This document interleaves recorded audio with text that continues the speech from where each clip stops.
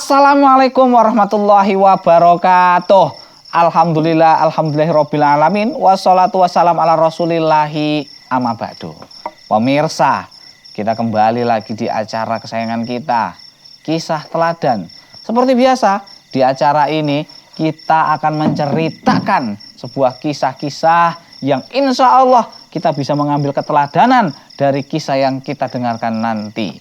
Dan di kesempatan kali ini masih kita menceritakan tentang sosok manusia yang mulia, yaitu menceritakan tentang kehidupan Rasulullah SAW beserta sahabatnya. Dan khusus di kesempatan kali ini kita akan menceritakan seorang sahabat yang mulia, yang namanya tentunya terkenal ya di mana-mana. Masya Allah, apalagi nih kisah ini berhubungan dengan kisahnya hijrah Nabi Shallallahu Alaihi Wasallam pertama kali sampai di kota Madinah. Wih. Nah, sahabat yang mulia ini ya bernama Abu Ayyub Al-Ansori. Nah, ini nama lebih terkenalnya nih, Abu Ayyub Al-Ansori. Pemirsa yang dirahmati Allah Subhanahu wa taala, siapa sih yang tak kenal dengan sosok sahabat yang mulia ini?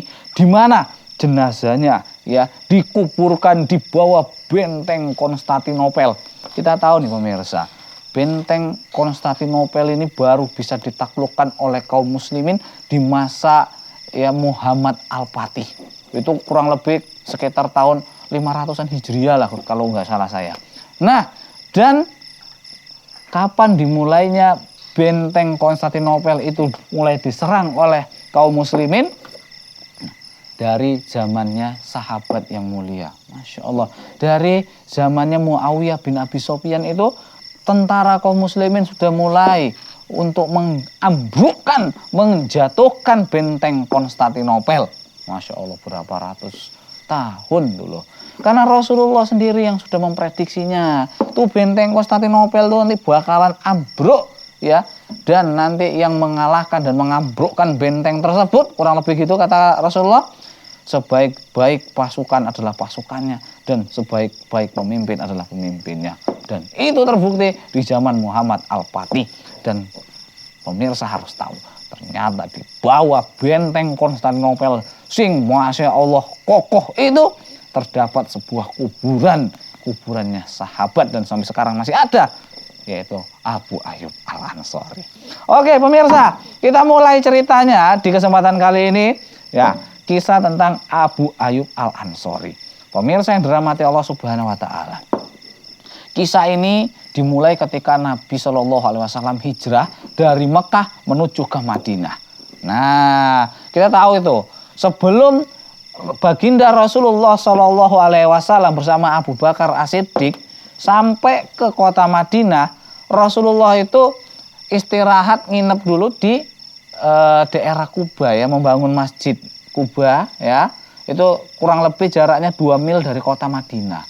Setelah itu barulah Rasulullah beranjak dari Kuba menuju ke kota Madinah atau Yasrib ketika itu. Wah, jadi para sahabat-sahabat ya, sahabat Ansor itu udah mulai menyambut Rasulullah. Tala al-badru alaina dan seterusnya lah. Jadi semua pintu-pintu di kota Madinah itu dibuka. Semua pintu-pintu di kota Madinah dibuka. Kiranya apa? Ya mudah-mudahan ya Rasulullah itu mau singgah, tinggal ya di rumah mereka. Wih, itu apa ya? Itu hal-hal yang lumrah gitu loh. Ibaratnya sampean ini di zaman sekarang ada orang yang mulia, guru sampean ataupun siapa ya gitu ya, yang sampean tuh ngefans sama dia gitu, datang ke kampung. Itu kan sebuah kehormatan kalau dia mau datang dan nginep di rumah kita. Kita bisa menjamu ya orang yang kita kagumi itu di rumah kita. Begitulah ya orang-orang Yasrib atau orang-orang Madinah ketika itu. Mereka berharap rumahnya bisa disinggahi oleh Rasulullah Shallallahu alaihi wasallam. Ya, jadi Rasulullah bingung, semuanya nawarin. Ya Rasulullah, udah tinggal rumahku aja sebelum sampean punya rumah. Ya Rasulullah, tinggal dulu di rumahku. Ya Rasulullah, tinggal dulu di rumahku. Semuanya nawari. Ya udah gini aja kata Rasulullah. Kita lihat aja untaku nih yang akan memutuskannya. Karena sesungguhnya untaku ini insya Allah sudah dikaruniakan oleh Allah dan sudah ditetapkan nanti dia mau berhenti di rumah siapa. Wih. Jadi pemirsa yang dirahmati Allah Subhanahu wa taala, semuanya itu berharap rumahnya bisa dikunjungi atau ya menjadi tempat tinggal sementara Rasulullah. Wih. Jadi ketika lewat, ayo mampir unta, ayo Rasulullah mampir. Wah, ayo mangga. Kalau bahasa kampung sebelah. Jadi pemirsa yang dirahmati Allah Subhanahu wa taala, ketika rumah-rumah mereka dilewati oleh untanya Rasulullah SAW, begitu sedihnya. Oh alah nasib, kok nggak mampir tuh unta ke rumahku loh. Ya buat menarik mereka, gimana caranya supaya unta Rasulullah itu mau mampir ke rumahnya. Tapi lewat lagi. Hingga akhirnya pemirsa yang dirahmati Allah Subhanahu wa taala, tiba-tiba unta dari Rasulullah SAW berhenti ya di sebuah tanah kosong di depan rumah Abu Ayyub Al-Ansori. Mulailah deg-degan Abu Ayyub Al-Ansori, gemeter, kesenangan karena ternyata untanya menderum ya di depan rumahnya. Di depan rumahnya itu ada lahan kosong gitu. Bahagia kali. Tiba-tiba menyat lagi untanya Rasulullah. Bangun lagi untanya, tapi Rasulullah lepas talinya. Dia jalan lagi sendiri. Nggak lama balik lagi ke tempat semula. Ke tanah kosong tadi. Yaitu tanah kosong itu nanti bakalan jadi Masjid Nabawi nih pemirsa yang dirahmati Allah Subhanahu wa taala. Begitu bahagianya ya Abu Ayyub Al-Ansori, langsung diambil perbekalan Rasulullah Shallallahu alaihi wasallam, dibawa ke dalam rumahnya. Ayo Rasulullah, selamat datang di rumahku, kata Abu Ayyub Al-Ansori.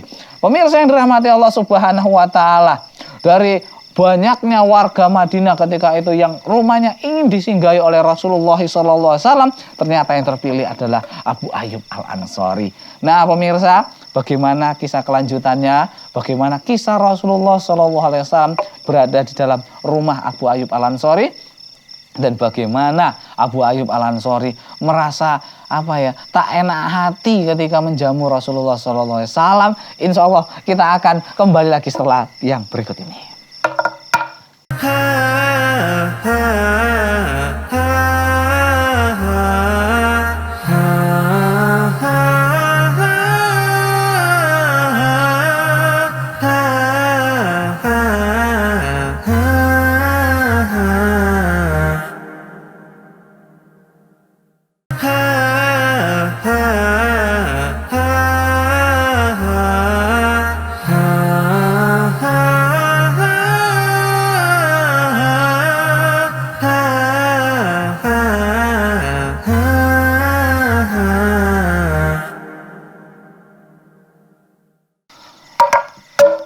Pemirsa, kita kembali lagi di acara Kisah Teladan, masih menceritakan tentang sahabat yang mulia Abu Ayyub Al-Ansori.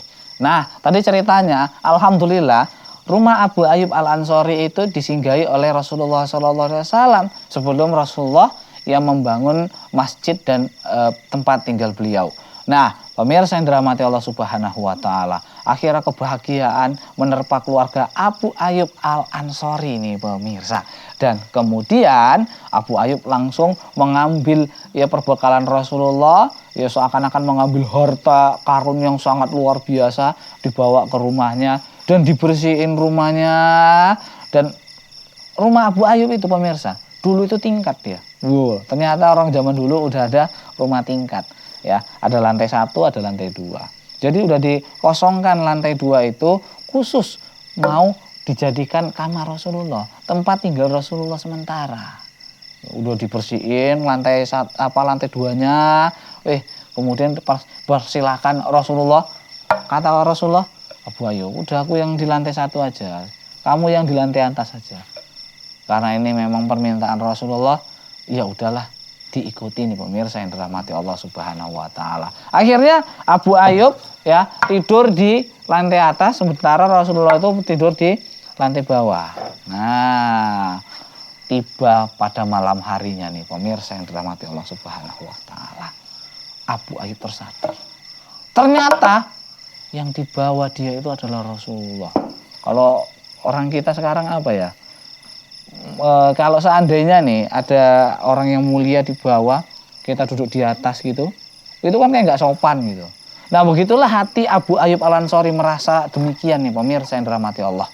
Nah jadi ketika di malam hari ia bersama istrinya baru tersadar, celaka kita nih, wahai istriku, kita berada di atasnya Rasulullah.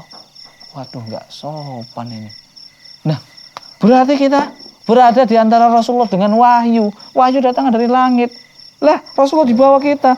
Berarti nanti kita malaikat tuh melewati kita. Waduh celaka kita, celoko kita ini.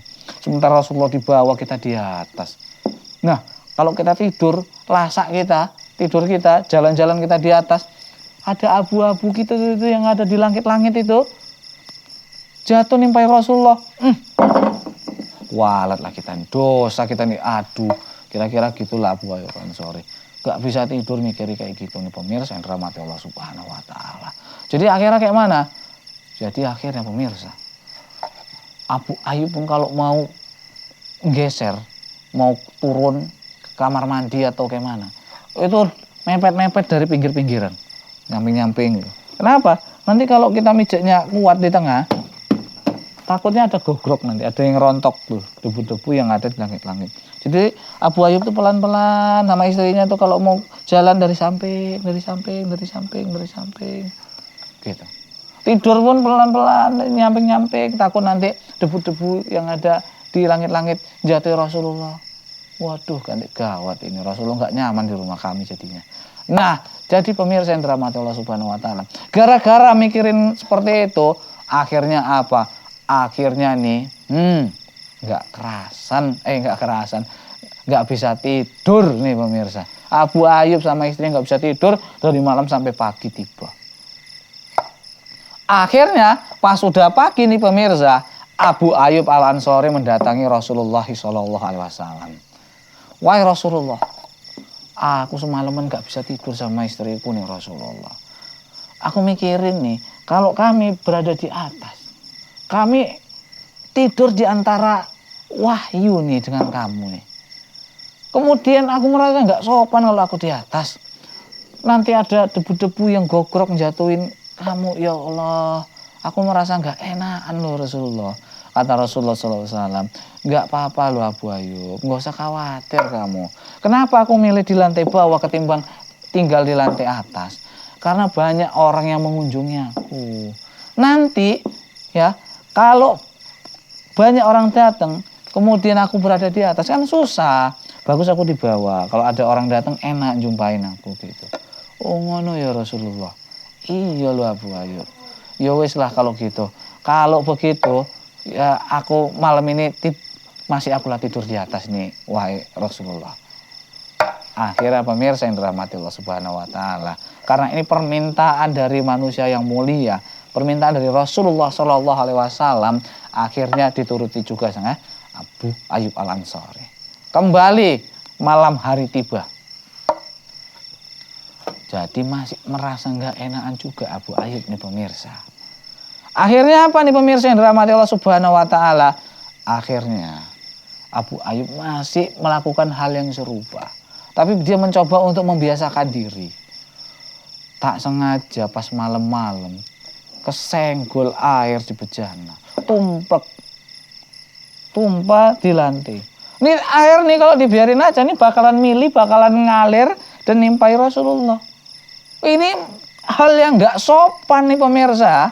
Jadi akhirnya gimana caranya untuk ngelap air yang tumpah tadi? Cari-cari kain nggak ada. Orang zaman dulu kainnya susah, nggak kayak zaman sekarang ya. Pakai baju kusam sedikit buang jadi kain lap. Baju kusam sedikit jadi kain lap. Zaman dulu kain itu berharga banget nih pemirsa. Hingga akhirnya Abu Ayyub itu cuma punya satu kain ya. Itu pun untuk jadi selimut. Karena takut segen tuh air nanti bakalan netesin Rasulullah. Akhirnya selimutnya tadi untuk ngelap air pemirsa. Walah. Jadi malam ya Abu Ayyub Al-Ansori beserta istrinya dan keluarganya enggak selimutan. Nah, enggak selimutan tidurnya. Pas paginya datang lagi ya ke hadapan Rasulullah Sallallahu Alaihi Wasallam. wahai Rasulullah, gimana ya Rasulullah, aku merasa nggak enakan. Akhirnya diceritakan tadi malam air tuh tumplek nih pemirsa. Rasulullah. Jadi selimutku tak untuk ngelap karena takut nanti bakalan netesin sampean wahai Rasulullah. Jadi gimana nih Rasulullah? Ya udahlah kalau gitu Abu Ayyub, daripada sampean nggak kepenak, tidur nggak nyenyak, bahkan nggak bisa tidur, akhirnya aku ngalah aja. Ya udah, aku nanti mulai besok, mulai nanti malam, aku tidur di atas dan sampean yang tidur di bawah. Masya Allah. Pemirsa yang dirahmati Allah Subhanahu Wa Taala, masih banyak kisah-kisah tentang kepahlawanan Abu Ayyub yang belum kita ceritakan. Bagaimana kisah Rasulullah SAW yang memiliki tetangga yang memiliki hati yang sangat luar biasa, yaitu Abu Ayyub Al-Ansori. Insya Allah ceritanya akan kita lanjutkan setelah jeda berikut ini.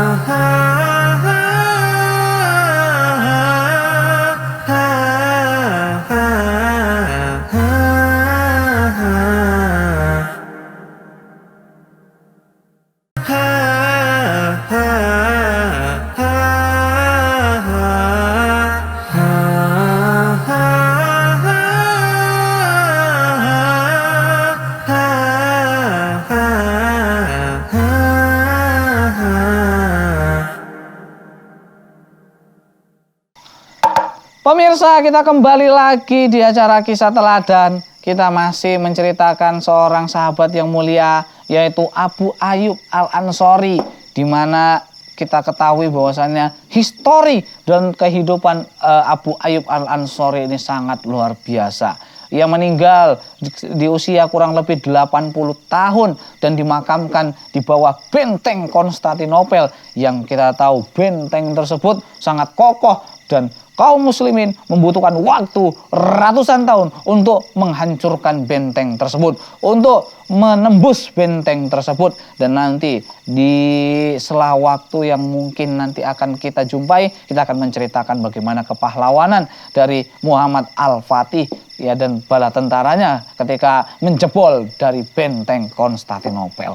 Nah, pemirsa yang dirahmati Allah Subhanahu Wa Taala, kita kembali lagi ke cerita Abu Ayyub Al-Ansori.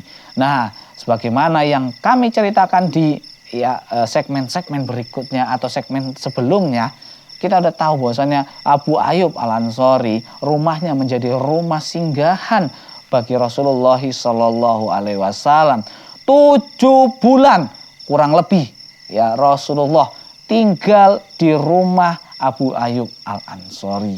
Nah, begitu kemuliaan yang hadir di rumah Abu Ayyub Al-Ansori. Bagaimana mereka ya gerogi lah ibaratnya kalau bahasa sekarangnya, ketika rumahnya itu disinggahi dan mereka berada tinggal di atas ya, di lantai atas, dan mereka merasa nggak enakan ketika tinggal di lantai atas, sedangkan Rasulullah Shallallahu Alaihi Wasallam tinggal di bawah mereka. Akhirnya selang beberapa hari Rasulullah pun ya tinggal pindah ke atas, di lantai atas, dan Abu Ayyub yang tinggal di bawah. Barulah Abu Ayyub bisa tidur dengan tenang. Pemirsa yang dirahmati Allah Subhanahu Wa Taala, akhirnya setelah 7 bulan berlalu, Rasulullah Shallallahu Alaihi Wasallam membangun sebuah masjid. Ya, masjid itu yang kita ketahui adalah Masjid Nabawi, dan letaknya itu ya dekat dengan rumah Abu Ayyub. Pas letaknya ya ketika unta dari Rasulullah Shallallahu Alaihi Wasallam menderum. Kita tahu bahwasanya tadi ceritanya unta Rasulullah itu menderum di depan rumah Abu Ayyub, tepatnya yaitu di halaman atau lapangan yang ada di depan rumah Abu Ayyub Al-Ansori. Nah, disitulah ya Rasulullah SAW membangun masjid yang sampai sekarang masih ada masjid tersebut, yaitu Masjid Nabawi ya, yang ada di kota Madinah. Dan masjid itu ya berbentuk segi 4 nih pemirsa. Nah, dan di depannya dahulu itu ada 2 kamar yang sengaja dibuat untuk Rasulullah ya, untuk tempat tinggal Rasulullah beserta istrinya. Kita tahu nih Rasulullah ya tinggal pas di samping Masjid Nabawi ya. Jadi kamar yang pertama itu khusus untuk istri Rasulullah yaitu Aisyah radhiyallahu anha, yaitu Aisyah binti Abi Bakrin, putri dari sahabat yang mulia Abu Bakar As-Siddiq. Dan di sebelahnya lagi itu adalah kamar atau rumah dari Saudah, istri Rasulullah SAW yang lainnya. Nah, jadi pemirsa yang dirahmati Allah Subhanahu wa taala. Kita tahu bahwasannya itu pertamanya kamar Rasulullah itu berada dekat mihrab dari masjid. Nah, jadi ketika turun perintah arah kiblat itu dipindahkan ya, yang awalnya kiblat itu menghadap ke Palestina, yaitu pas di Masjidil Aqsa. Kemudian arah kiblat dipindahkan menjadi ke Mekah, yaitu menghadap ke Ka'bah. Nah, makanya akhirnya yang awalnya itu kamar Rasulullah itu berada dekat mihrab dan bergeser. Nah, bukan kamar yang bergeser, kiblatnya bergeser. Pintu depannya bergeser. Pintu depannya berada dekat kamar dari ya Ibunda Aisyah radhiyallahu anha. Itu ceritanya pemirsa. Dan sangatlah nikmat Abu Ayyub Al-Ansari. Rumahnya dekat Masjid Nabawi, rumahnya bersandingan, bertetanggaan dengan Rasulullah SAW. Luar biasa. Kita sampai sekarang masih berdoa agar kiranya kita nanti dijadikan tetangganya Rasulullah di surga. Kita berharap rumah kita di surga nanti, posisi kita di surga nanti dekat dengan Rasulullah SAW. Namun Abu Ayyub Al-Ansari mendapatkan kenikmatan itu ketika masih hidup di dunia. Kurang lebih 10 tahun Abu Ayyub Al-Ansari menjadi tetangganya Rasulullah. Luar biasa. Kenikmatan yang sangat luar biasa. Karena memiliki tetangga yang soleh, memiliki tetangga yang seperti Rasulullah itu adalah sebuah kenikmatan nih pemirsa. Nanti kita akan ceritakan bagaimana kenikmatan-kenikmatan yang dirasakan oleh Abu Ayyub Al-Ansari. Karena Rasulullah itu, kalau ada orang yang berbuat baik kepada Rasulullah, maka Rasulullah akan membalasnya dengan kebaikan pula. Jadi Rasulullah orangnya gitu. Kalau kita kan lain, kita maunya ya dikasih terus, nggak mau balas. Tapi kalau Rasulullah enggak. Rasulullah itu ketika kamu memberikan kebaikan sedikit saja kepadanya, maka Rasulullah akan membalasnya dengan yang lebih baik. Dan kita tahu apa yang keluar dari lisan Rasulullah itu semuanya ilmu. Apa yang keluar dari lisan Rasulullah itu adalah menjadi ilmu yang direbutkan oleh semua orang kaum muslimin ketika itu, pemirsa. Dan Abu Ayyub Al-Ansari senantiasa sholat di belakang Rasulullah. Abu Ayyub Al-Ansari senantiasa menjamu Rasulullah. Begitu juga dengan Rasulullah yang senantiasa menjamu Abu Ayyub Al-Ansari. Makanya rumah Abu Ayyub Al-Ansari itu seperti rumah Rasulullah sendiri. Karena 7 bulan Rasulullah SAW tinggal di rumah dari Abu Ayyub Al-Ansari. Masya Allah. Pemirsa yang dirahmati Allah Subhanahu wa Ta'ala. Ada sebuah kisah yang sampai saat ini, kisah tersebut abadi. Bagaimana ketika Rasulullah SAW dipanas terik dan para sahabatnya kelaparan. Kemudian dijamu oleh Abu Ayyub Al-Ansari. Dan cerita ini insya Allah akan kita ceritakan di episode kita yang berikutnya. Dan sampai di sini dulu cerita kita.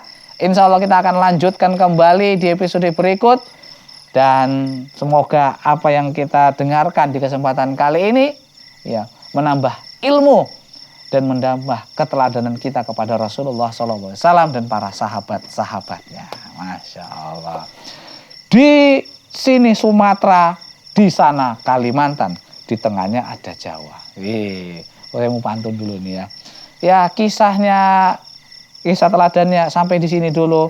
Semoga dapat manfaatnya. Oh nggak nyambung ya. Udahlah, Bu, mau nyambung atau nggak nyambung, yang penting dapat kisah teladannya. Wassalamualaikum warahmatullahi wabarakatuh.